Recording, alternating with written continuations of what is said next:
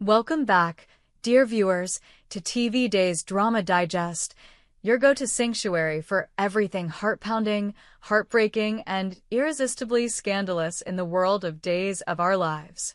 Today, we plunge deep into the chaos swirling around one of the most controversial and enigmatic figures in Salem, E.J. DiMera. The corridors of Salem University Hospital echo with whispers, some of them mournful, others suspicious. But one question cuts through them all like a scalpel. Why is E.J. DiMera pretending not to remember who shot him? Why, when he holds the power to bring the perpetrator to justice, does he remain silent behind his hauntingly still eyes? As the truth unravels, one possibility becomes more chilling by the moment. Could it have been Johnny, E.J.'s own son, who pulled the trigger? A mother's touch awakens the silence. We begin this chapter not in a courtroom or a back alley, but in the quiet, sterile room where E.J. lies in a medically induced coma. Pale, motionless, and encased in wires and machines that hum and beep with eerie regularity. The door opens with a soft creak, and in steps Susan Banks, E.J.'s mother, her expression a storm of worry and motherly instinct. Time seems to slow as she walks to her son's side, her hands trembling with the weight of unspoken fears and unanswered prayers. She reaches out with trembling fingers and brushes them gently against E.J.'s hand, whispering words only a mother can speak. And then, a twitch, a flutter. The machines spike. E.J.'s fingers move, ever so slightly, as if her touch stirred something deep within, not just his consciousness, but his soul. His eyes don't open, not yet, but Susan feels it. Her son is fighting to return. But when he does, will he bring the truth with him, or bury it deeper? The DiMera legacy. Cursed by secrets for the DiMera family, secrets are currency, and silence is often more powerful than confession. E.J., born into this legacy of deception and vengeance, knows better than anyone that revealing the wrong truth at the wrong time can have consequences far worse than a bullet. Which is why his silence feels calculated. Not the blank void of amnesia, but a loaded chamber of hidden motives. Kristen DiMera, no stranger to duplicity herself, has noticed it too. Her normally unshakable composure has cracked since visiting E.J.'s bedside. "He's awake," she whispered to Brady behind closed doors. "I can feel it. He's in there. But he's off." Off, indeed. But why? Faking amnesia or living a lie? Let's consider the possibilities, dear viewers. Let's imagine the world through E.J.'s eyes, assuming he remembers everything. If that's the case, then this act, this elaborate charade of forgetfulness, is nothing less than a shield. A weapon. A negotiation tactic in a twisted game of familial chess. Why fake amnesia? Because the truth might destroy the last remnants of his family. Imagine waking up and remembering, with painful clarity, the face of the person who tried to end your life, and realizing it was your own child. Johnny DiMera, once the charming, ambitious son full of potential, has recently been drifting into darker waters. Between his complicated feelings for his father, his unpredictable behavior, and the pressures of the DiMera name, it's not unthinkable that rage took control. What if Johnny acted out during an emotional spiral? What if he didn't mean to pull the trigger, but did, and E.J. saw it all? The father's dilemma. What kind of father would E.J. be if he turned his son in? Could he live with himself if he shattered Johnny's life by sending him to prison? Or worse, would the truth tear the DiMera family apart? Already strained by betrayals, shifting alliances, and endless rivalries, this revelation could be the final blow. E.J. has always believed in power, control, and legacy. He may be willing to take a bullet, literally, to protect what remains of the DiMera name. Even if it means letting the true culprit walk free.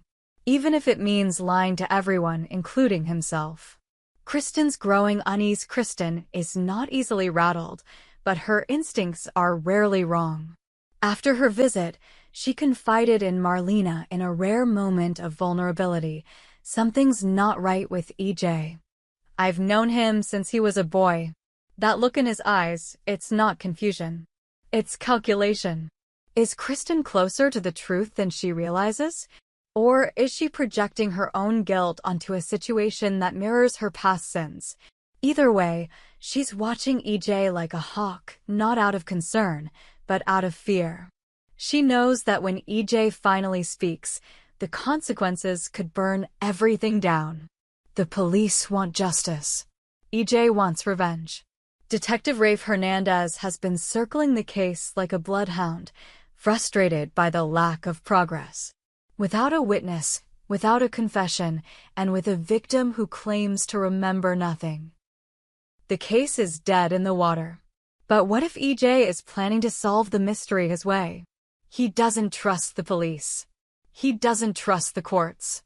He trusts himself and perhaps a few well-paid private investigators. He's biding his time, waiting, watching, and when the moment is right, he may not bring the shooter to justice in a courtroom. He may deliver justice DiMera style, cold, calculated, and final. Is EJ someone else? And then, the most terrifying possibility of all. What if EJ's silence isn't an act? What if something truly did happen to his mind during the coma? The DiMera family is no stranger to bizarre experiments, brainwashing, and identity confusion. Remember when Stefano faked his death again and reprogrammed Andre's personality? What if something like that has happened here? Could EJ have woken up believing he's someone else? Or worse, could someone have tampered with his memories while he was unconscious? The DiMera mansion holds many secrets. Some doors should never be opened. Johnny's guilt, real or projected?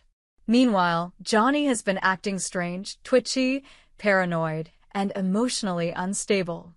He's been avoiding his father's hospital room. He flinches when someone mentions the shooting. A guilty conscience? Or a deeply buried memory trying to claw its way to the surface? Friends have noticed. Chanel has mentioned his mood swings. Even Allie, distant as she is, sent a message of concern from overseas. Something's wrong with him, she said. He's spiraling. Does Johnny remember what happened that night? Did EJ see him? Did Johnny see EJ? Or is the entire tragedy clouded by a third party we haven't even considered?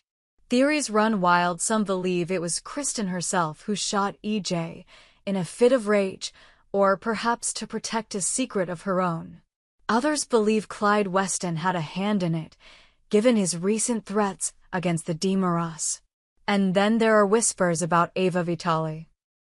Desperate, cornered, and vengeful. But no theory hits harder than the one that lies at the center of EJ's silence, the possibility that he is shielding his son. And if that's true, how long can he hold the secret before it consumes him? A reckoning is coming. One thing is certain. EJ will not stay silent forever. Whether it's weeks or days, the dam will break. When it does, truths will be exposed. Lives will be destroyed. And the DiMera family will never be the same again. So, dear viewers, we leave you with one final question. If you were EJ and your child tried to kill you, would you protect them? Would you take a bullet for them and a lie? Or would you bring the truth to light no matter the cost?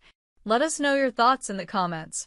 And stay tuned, because the storm is just beginning in Salem.